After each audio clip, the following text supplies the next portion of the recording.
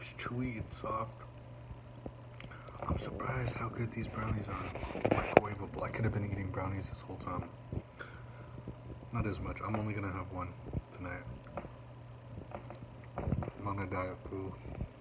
One is fine. This took three minutes. So freaking easy to do.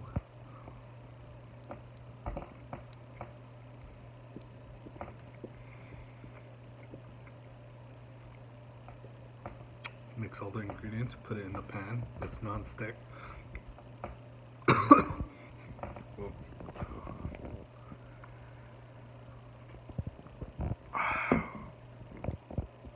I highly recommend this. It's a rapid cooker brownie maker. I'm going to put the link in the description and in the comment section.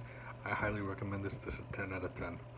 I'm glad I bought this, and the microwavable rice cooker is the other thing you should definitely try.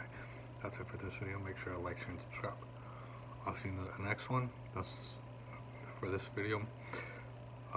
Be careful about this too, because like I said, if you're on a diet, it makes it very convenient. Only 3 minutes to make.